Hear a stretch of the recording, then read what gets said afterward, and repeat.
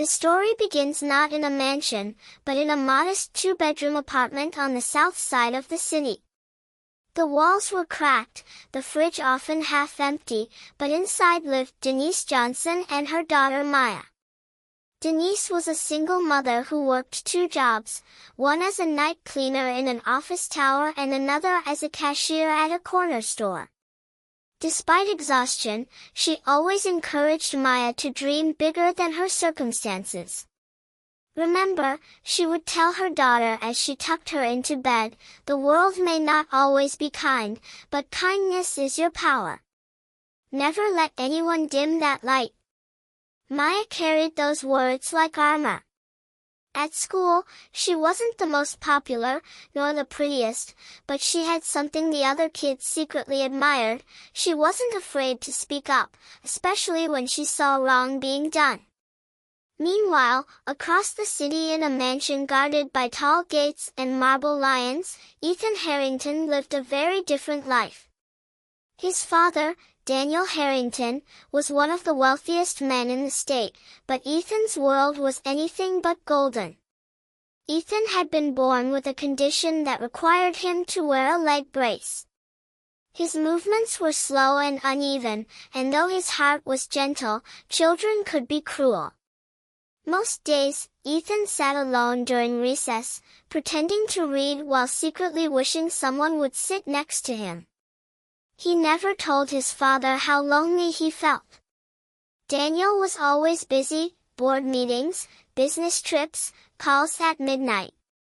When he was around, he tried to show love with expensive toys and trips, but never time. Everything changed one Friday afternoon. On the playground, three boys cornered Ethan. "Hey, robot legs," one shouted, pushing him against the fence. Another kicked at his brace. The third mimicked his limp while laughing loudly.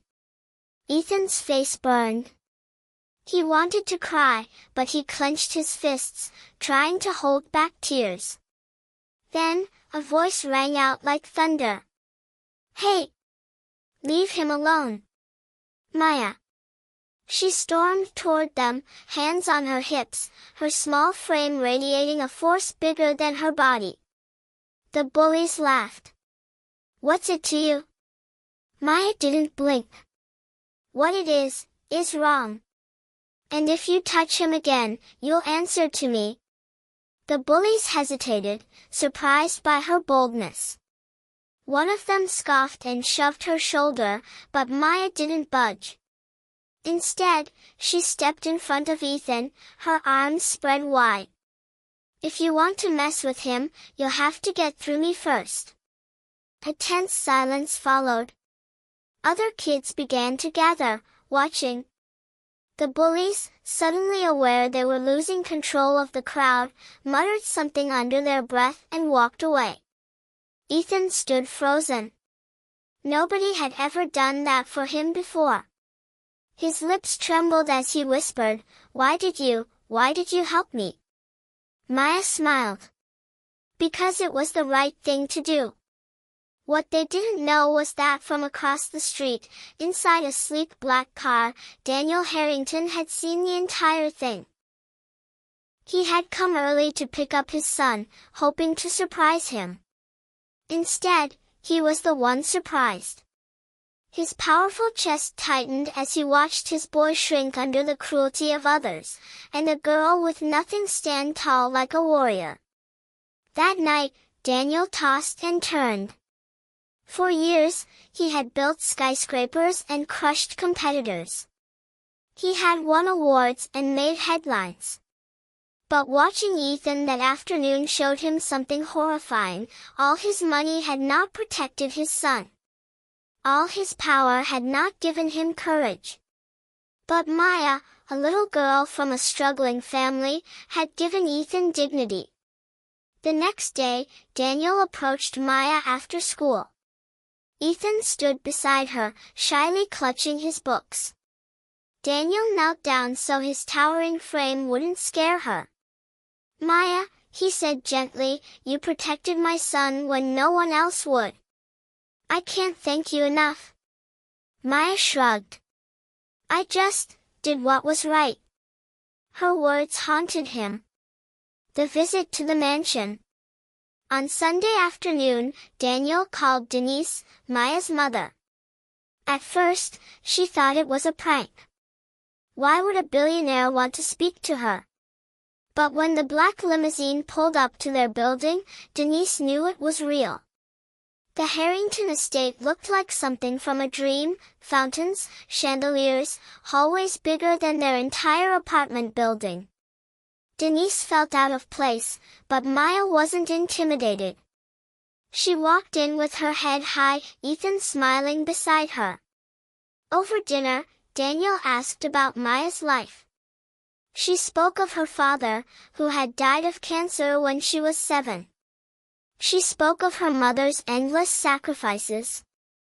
And then, with fire in her voice, she said, "One day, I'm going to be a lawyer. I want to fight for people who can't fight for themselves." Daniel sat in silence, his fork frozen midair. Here was a child with so little, and yet her dreams were not of riches, but of justice. That night, as Denise and Maya left, Daniel looked at Ethan. "She's remarkable, isn't she?" Ethan nodded. "She's my friend, Dad.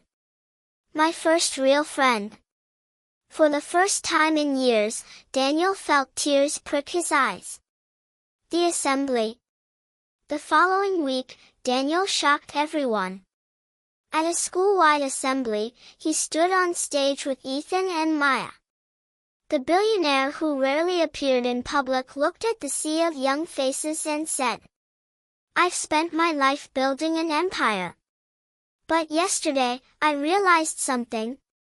My empire means nothing if I cannot protect my son. Money could not do what courage did. My son was defended, not by guards or teachers, but by a girl who had nothing to gain. A girl named Maya Johnson." The crowd gasped. Teachers exchanged looks. Students leaned forward. "That is why today," Daniel continued, "I am creating the Maya Johnson Courage Scholarship. It will support Maya's education, and every year it will be awarded to students who show bravery, kindness, and compassion. I am also funding anti-bullying programs in every school across this district. No child should ever feel alone again." The gym erupted. Denise wept in the back row. Maya stood in shock, tears filling her eyes. Ethan hugged his father tightly, whispering, "Thank you, Dad." Transformation. Over the next months, Ethan blossomed. With Maya at his side, he found confidence he never knew he had. The bullies never bothered him again, not because they feared Daniel Harrington, but because they respected Maya. And Ethan discovered that courage wasn't about being the strongest, it was about having someone who believed in you. Daniel, too, began to change. He started spending more time with Ethan, leaving work early for the first time in years. He joined school board meetings, funding programs not just for Ethan but for all children. Slowly, the cold businessman began to warm into the father Ethan had always needed. Maya's family also felt the impact. Denise no longer had to work 2 jobs. She could finally rest, finally smile. For the first time, Maya could study without worrying about whether the lights would stay on at home. Years later, time flew. Ethan grew taller, stronger, and though his leg brace never left, it became less of a burden and more a symbol of resilience. Maya excelled in school, her scholarship carrying her all the way to university. The proudest day came when Maya graduated law school. Ethan, now in his 20s, sat in the front row, clapping until his hands stung. Daniel stood beside him, eyes glistening with pride. As Maya walked across the stage, the crowd roared. She looked out and saw Ethan smiling at her, Daniel nodding proudly, and her mother crying tears of joy. Daniel leaned toward Ethan and whispered, "That girl changed everything. She saved you, and she saved me too." Because legacy isn't built on skyscrapers or fortunes. It's built on moments of courage, acts of kindness, friendships that change lives. And it all started with one little girl who stood up on a playground and said, "Leave him alone."